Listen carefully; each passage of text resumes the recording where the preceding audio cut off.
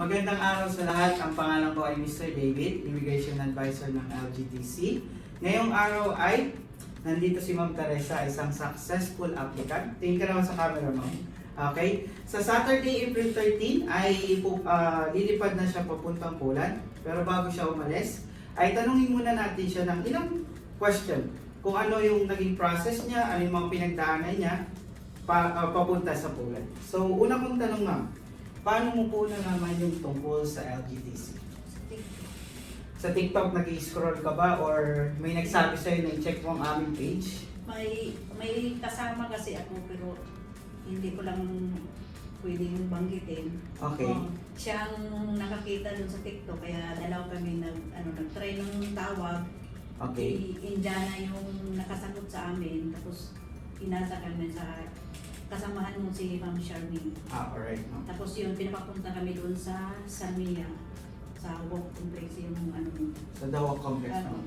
Okay. Now, Ma'am, after niyo pumunta dun sa office, after niyo nag-inquire, ano po yung nagtulak sa inyo para mag-start ng process?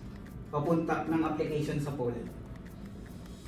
Nung nag-inquire kami doon, tinanong kung pwede pa ba yung edad namin, sir, kasi alam mo naman, nung una, talagang nadidismaya talaga ako. Sasabi ko talaga yung totoo kasi sinasabi kasi ni Ma'am Charmaine na wala na daw yung sa kaedaran ko. Okay. Tapos sabi ni Ma'am Charmaine, kung sakaling mag-open ulit, tatawagan daw kami.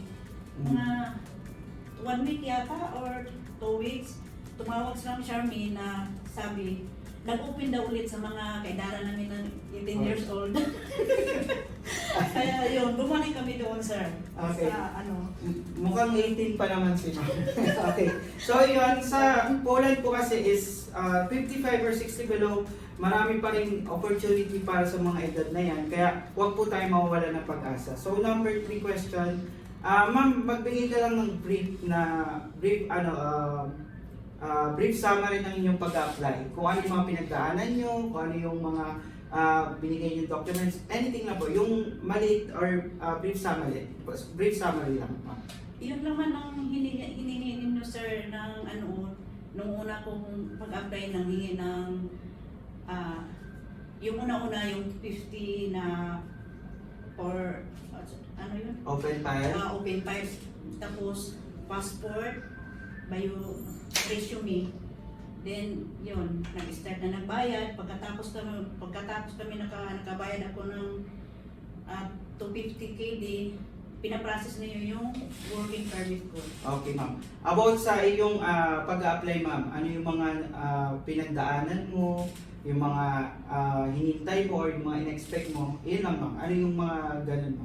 Ano yung mga inano mo sa application na in-expect mo or yung mga hindi mo in-expect or yung mga problem, basta yung mga nakita mo or yung umano dun sa application natin.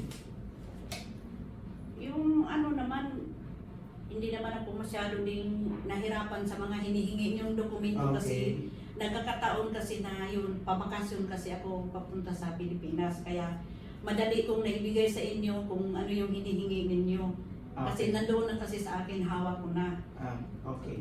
So sa mga documents po kasi na mga kailangan natin, it's very easy to get naman po. Madali lang i-assist naman po namin kayo at sasabihin naman namin po sa inyo bago kayo mag-start ng application kung ano yung mga documents na kailangan yung ibigay sa amin para sa application.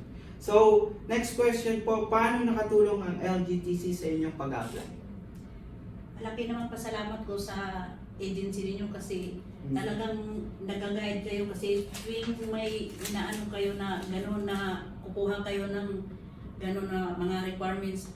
Bago ako kikilos, dadaan talaga muna ako sa inyo dito, nagpupunta ako dito na ito ba yun, ma'am, ganito ba yung tapos yun, nag-a-assist talaga kaya salamat din talaga sa pag-LGTC na talagang nag-a-assist kayo sa mga aplikante ninyo. Okay po.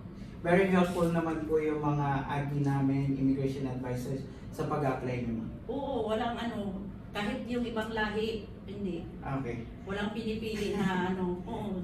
Ayun. Talagang hanga naman ako sa ninyo kasi ina-assist talaga ninyo yung mga aplikante ninyo. Okay. Ma'am, maraming salamat po. Last 2 question. Ilang buwan yung naging process ng inyong pag-apply? Total po, simula una hanggang huli. Yung sa akin naman, nag-start naman ako nag-apply sa inyo, July. Mm.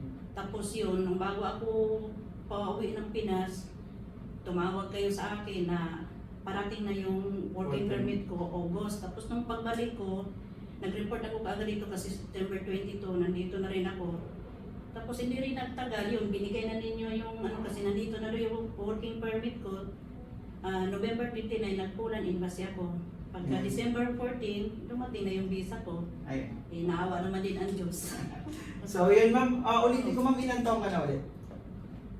48. 48. So yun nga po ulitin ko sa mga applicants dyan, wag po tayo mawalan ng pag-asa. Oo, huwag kayo mawala ng pag-asa. Tingnan nyo ako, tanda-tanda ko na. So yun po. Last question ma'am, may rekomenda mo ba ang LGTC sa ibang nagnanais na mag-apply sa Poland or sa ibang bansa?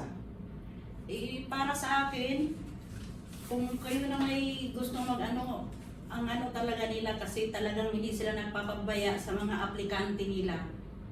Ano naman sila talagang nag-assist. Kung medyo may kaedaran ako dyan, huwag na kayo mawala ng pag-asa. Okay. Oh. Ganun talaga Di. Basta para sa akin, ayos naman yung ano nila. May ibang lahi man o kalahi natin talaga nag-a-assist sila. Okay ma'am. Maraming salamat ma'am Teresa at good luck sa iyong bagong yugto ng buhay mo sa Poland. Sana'y maging maayos at sana'y makatulong ka sa pamilya mo pag nasa Poland ka na. Okay? At sa mga interesado pang mag-apply dyan na papuntang Poland or kung saan mang bansa, bumisita lang kayo sa aming office sa Salmia branch, Parwania branch, or sa Fahil branch. Sa Salmia, located kami sa Salem Al-Mubarak Street, Block 4, The Walk Complex Mall, Mezzanine floor sa Salmia.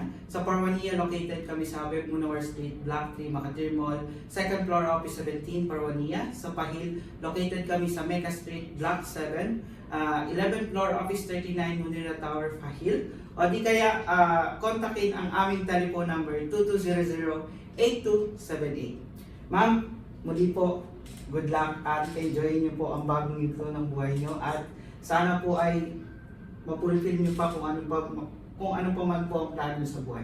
Thank you po Ma'am Teresa. Salamat Okay. Muli, ang pangalan ko po ay Mr. David, Immigration Advisor ng LGTC, your gateway to better living. Okay na? Thank you.